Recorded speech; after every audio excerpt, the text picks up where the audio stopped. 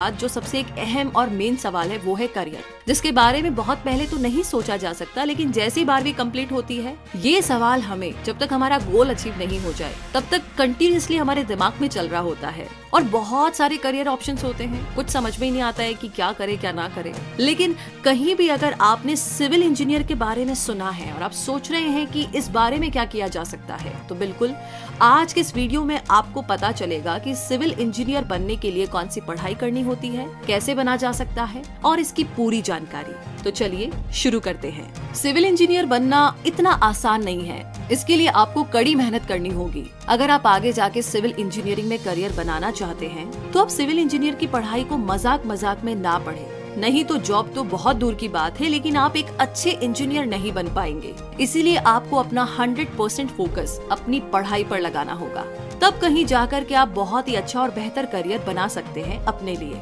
तो आइए जानते हैं कि आखिर कैसे आप सिविल इंजीनियर बन सकते हैं और इसके लिए क्या क्या क्वालिफिकेशंस चाहिए। तो आसान भाषा में मैं कहूँ तो सिविल इंजीनियरिंग एक तरह का प्रोफेशनल इंजीनियरिंग कोर्स होता है, जिसकी पढ़ाई पूरी करने के बाद आप एक सिविल इंजीनियर कहलाएंगे। सिविल इंजीनियर का काम होता है डिजाइन, कंस्ट्रक्शन, रोड, बिल्डिंग, घर बनाना, डैम यानी कि बांध बनाना इत्यादि।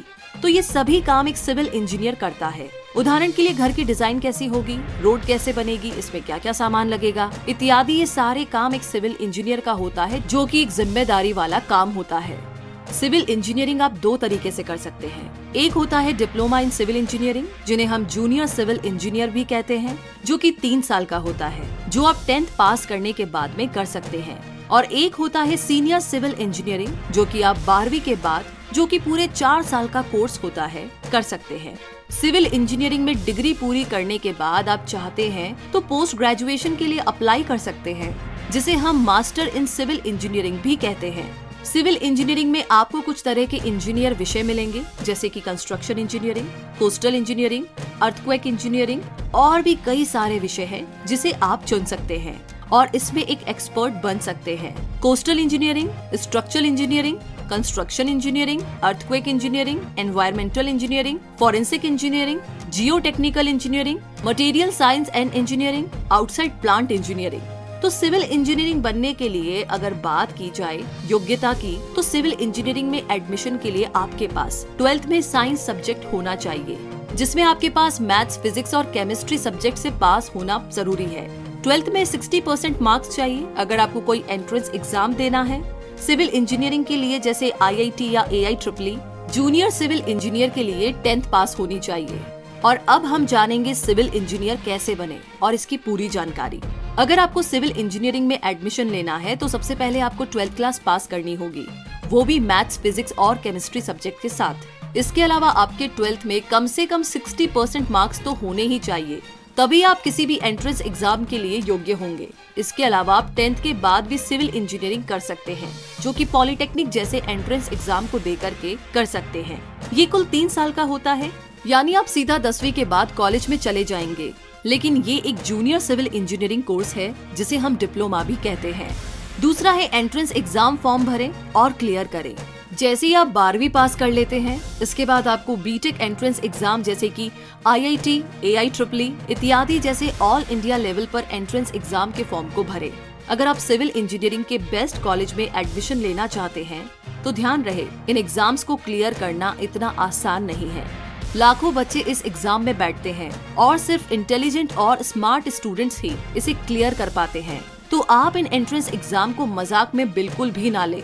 इसके अलावा कई सारे ऐसे भी कॉलेजेस होते हैं जो कि स्टेट लेवल पर एंट्रेंस एग्जाम लेते हैं, तो आप उसके लिए अप्लाई कर सकते हैं। और कुछ कॉलेज बिना एंट्रेंस एग्जाम के भी डायरेक्ट कॉलेज में एडमिशन ले लेते हैं, डोनेशन देकर के, जो कि काफी महंगा पड़ता है। इसीलिए बेस्ट कॉलेज पाने के लिए आपको एंट्रेंस एग्जाम क्लियर करना बहुत जरूरी है। एंट्रेंस एग्जाम क्लियर करने के बाद आपको काउंसलिंग करनी होती है, जिसमें आपको मार्क्स और रैंक के आधार पर कॉलेज मिलता है। जितनी अच्छी रैंक होगी उतना ही बेस्ट कॉलेज आपको मिलेगा, जिससे आप एक अच्छे सिविल इंजीनियर बन सकते हैं। काउंसलिंग के बाद आपको कॉलेज में एडमिशन लेना होगा। तीसरा है सिविल इंजीनियरिंग बैचलर डिग्री पूरी करें।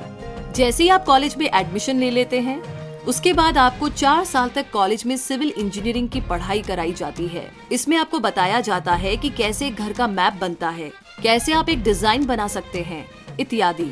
और इसी टाइम पर आपको सिविल इंजीनियरिंग के बारे में पढ़ाया जाता है।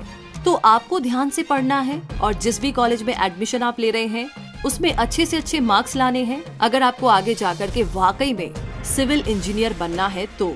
चौथा है इंटर्नशिप करें डिग्री करने के बाद। जैसे ही सिविल इंजीनियरिंग की डिग्री आप पूरी कर लें, इसके बाद इंटर्नशिप करें ताकि आपको एक्सपीरियंस मिल जाए एक प्रोफेशनल लेवल पर सिविल इंजीनियरिंग के लिए।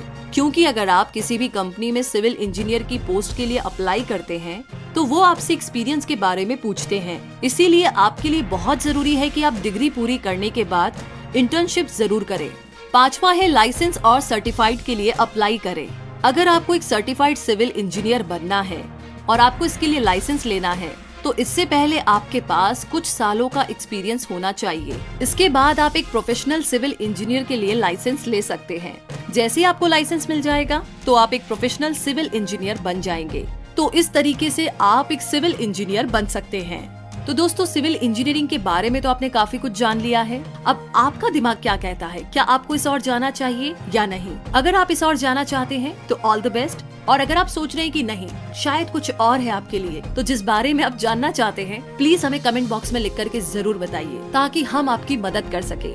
वैसे ये वीडियो आपको कैसा लगा ये हमें जरूर बताइए। साथ ही इस वीडियो को लाइक और शेयर करके हमारे चैनल क्विक सपोर्ट को सब्सक्राइब करके बेल आइकन को जरूर प्रेस कीजिए ताकि ऐसी कोई भी जानकारी आप कभी भी मिस ना करें। Thank you.